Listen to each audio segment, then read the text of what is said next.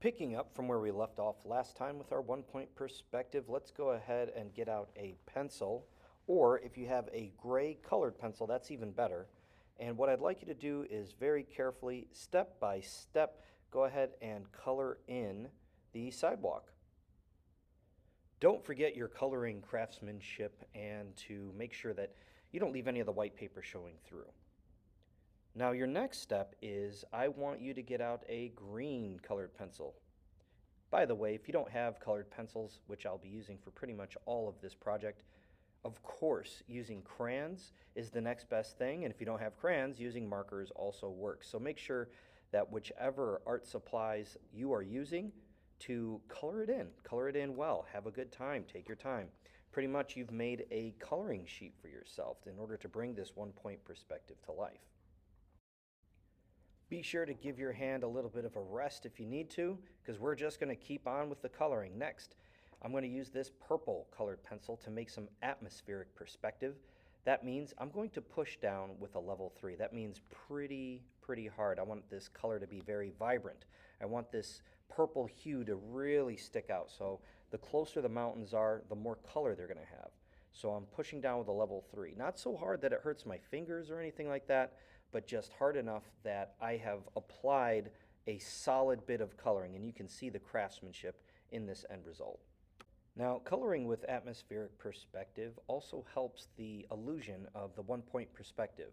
We're trying to give a sense of distance and depth. So this middle mountain, I'm going to push down with a pressure level 2. This is not as hard as I was doing before. Exact same colored pencil, just a little bit lighter. Now, let's go all the way to the back with the mountains. I'm going to push down very lightly, kind of just gently and barely letting the very same colored pencil I've been using all along touch the paper. As an artist, I want you to practice pencil control as far as pressure, and your atmospheric perspective is going to make it look a lot better. Now, grab an orange colored pencil, and I want you to push down pressure level 3 on the top, and then kind of pressure level 2 as you start to go down, all the way to pressure level 1. Then overlap with a yellow colored pencil on top of your orange and leave the very bottom of your sunrise white. Okay, last but not least, get out a light blue pencil, or you can choose any different color you want that would make sense for a sky. That includes oranges, reds, yellows even, light blues, dark blues, even purples and magentas if it's like a nighttime scene. So I want you to feel free to pick your own color. As for me, as you can see, I'm choosing a light blue. As I go ahead and proceed and color in the sky, I want you to, again, make sure that you take your time, give your hands some rest, have some fun with it. Coloring can be a very enjoyable process, and often as an artist I find myself listening to music. Sometimes I'll even play a TV show or video in the background because it doesn't take much concentration or focus to color something in.